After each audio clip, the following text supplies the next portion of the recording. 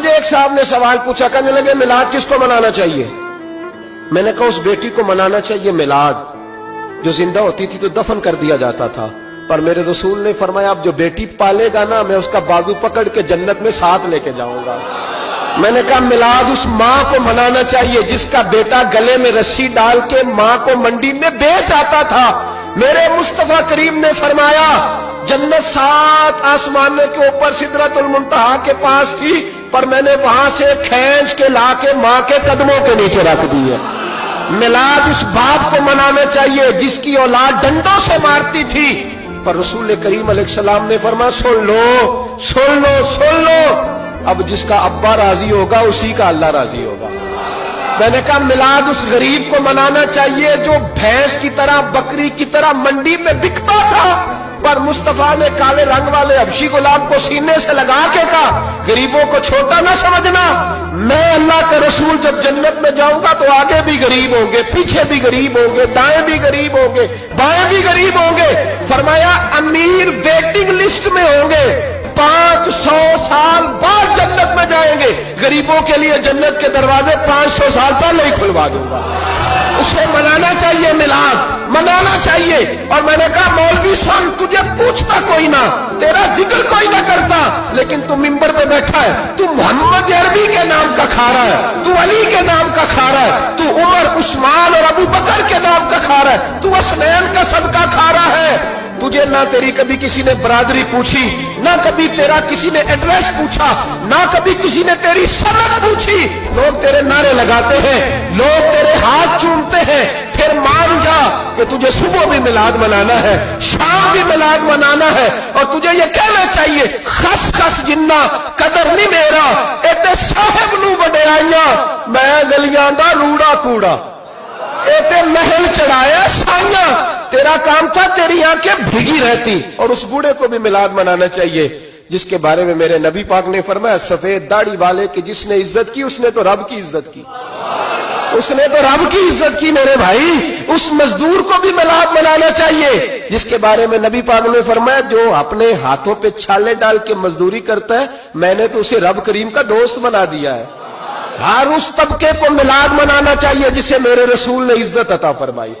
اس بہن کو بھی میلاد منانا چاہیے جس کے بارے میں نبی پاک نے فرمایا اگر کسی کا باپ چلا جائے اور اس کے حصے میں بہنیں آ جائیں، 4 بہن 3 بہنیں یا 2 بہنیں بیاہ کے جو آیا تم سے، میرے محبوب نے فرمایا میری انگلیاں جڑی ہوئی ہیں نا اس طرح میں اسے اپنے ساتھ جوڑ کے جنت میں لے کے جاؤں گا۔ اس بہن کو میلاد نہیں منانا چاہیے۔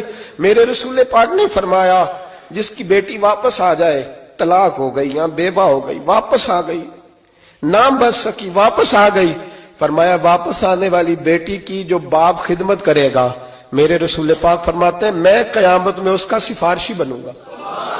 تو اس بیوہ کو اور طلاق یافتہ کو میلاد نہیں منانا چاہیے، وہ اس رسول کا ذکر نہیں کرے گی جس نے اتنا درجہ دے دیا، اتنا نواز دیا، اور تجھے تو صبح و شام میلاد کرنا چاہیے تھا، تجھے تو صبح و شام درود کرنا چاہیے تھا، سلام کے گجرے بھیجنے چاہیے۔ یا رسول اللہ کہتے تیری زبان جو ہے وہ ہر وقت تر رہنی چاہیے تھی، تو بحث کر رہا ہے، تو اس پہ دلیلیں دے رہا ہے، تو اس پر باتیں کر رہا ہے۔ حضرت عمر سے پوچھنا، حضرت عمر سے جناب اسامہ بن زید رضی اللہ تعالیٰ عنہ حضور کے غلام تھے، نبی پاک ان سے بڑا پیار کرتے تھے۔ ایک جنگ میں پیسے آئے تو حضرت عمر فاروق رضی اللہ تعالیٰ عنہ نے 25,000 دیا اپنے بیٹے کو اور اسامہ بن زید کو 50,000 دینار دیے۔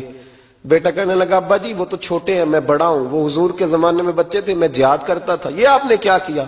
تو حضرت عمر رو پڑے، کہنے لگے بیٹا یہ تیرے باپ کے سر پر جو عزت کے بال ہیں یہ مصطفیٰ کے اگائے ہوئے ہیں۔ یہ نبی پاک، اسامہ سے نبی پاک کا پیار بڑا تھا، حضور کی محبت بڑی تھی۔ بیٹا اس کے ناک سے ریٹ نکلتی تھی تو رسول پاک اپنے ہاتھوں سے صاف کر دیتے تھے، حضور اس کو گود میں بٹھاتے تھے۔ میں کیسے بھول جاؤں رسول پاک کے احسانات کیسے۔ حضرت عمر جا رہے تھے تو مکے کے رستے میں ایک تنا آیا، کھجور کا خشک تنا، حضرت عمر نے اس کو بازوؤں میں لے کے رونا شروع کر دیا۔ عمر کیا ہوا؟ کہنے لگے یہاں تو میں اونٹ چرایا کرتا تھا، یہاں اور میرا باپ مجھے مارا کرتا تھا، دیکھو آج عمر نعرہ لگاتا ہے تو کیسر و کسرا کام، او بھائی اصلہ نال جے نیکی کریے، ہاں اصلہ نال جے اصلہ نال جے نیکی کریے تے وہ نسلاں تاک نہیں بھول دے ہاں بے اصلاں نال نیکی کریے تے پھل کنڈیاں نال تول دے. اور سن تیری دنیا بھی حضور کے صدقے بنی اور تیری قبر میں بھی کوئی ساتھ نہیں جائے گا, کوئی ساتھ نہیں جائے گا. قبر میں بھی مصطفیٰ کریم صلی اللہ اور دیکھنا قبر کے اندر بھی کبھی کوئی گیا ہے؟ قبر میں بھی رسول پاک, قبر میں بھی رسول پاک, قبر میں بھی رسول پاک. میرے استاد فرمایا کرتے تھے بتاؤ جس قبر میں نبی پاک آئیں گے وہاں عذاب کیا ہونا ہے؟ جب حضور ہی آ گئے تو عذاب کیا ہونا ہے؟ نبی پاک تو جدھر سے گزر جائیں رب وہ جگہ جنت بنا دیتا ہے. وہاں کیا عذاب ہونا ہے؟ وہاں تو دیدار ہونا ہے. تیری قبر میں بھی نبی پاک. اور حضور نے فرمایا میزان عمل پہ عمل تولیں گے تو پھر بھی میں تمہارے پاس ہوں گا. حضور علیہ السلام نے فرمایا پل صراط سے گزرو گے تو پھر بھی میں تمہارے پاس ہوں گا. اور میرے رسول پاک علیہ الصلوۃ والسلام نے فرمایا جب تم جنت میں جانے لگو گے تو پھر بھی میں تمہارے. تو بتا تیرے رسول تو ہر وقت تیرے ساتھ ہے, تو کب کب نبی پاک کے ساتھ ہوتا ہے؟ تو بتا نا تو کب کب نبی پاک کے ساتھ؟ میں چھوٹے جلسے کا قائل ہوں, لمبی محفل میں گزارش کرتا ہوں دوستوں سے کہ لمبا جلسہ نہ کرو. لیکن ایک جگہ پہ میں گیا تو ایک بڑے پڑھے لکھے آدمی نے مجھے کہا مولانا ان کو سمجھائیں, آدھی رات تک بٹھائے رہتے ہیں, ان کو سمجھائیں. میں نے کہا میں سمجھاؤں گا پر آپ بھی ذرا اپنا لبو لہجہ تھوڑا دھیما کریں. تو پوری رات نہیں نبی پاک کے لیے جاگا اور میرے رسول تو ساری حیات تیرے لیے جاگتے رہے, ساری رات. محبوب نے کیا کہتے ہیں بریلی کے امام اعلی حضرت فرماتے ہیں ان کی مہک نے دل کے غنچے کھلا دیے, وہ جس راہ چل دیے ہیں کوچے بسا دیے ہیں, میرے کریم سے گر قطرہ کسی نے مانگا دریا بہا دیے, دربے بہا دیے ہیں. اور اللہ کیا جہنم اب بھی نہ سرد ہوگا؟ اللہ کیا جہنم اب بھی نہ سرد ہوگا؟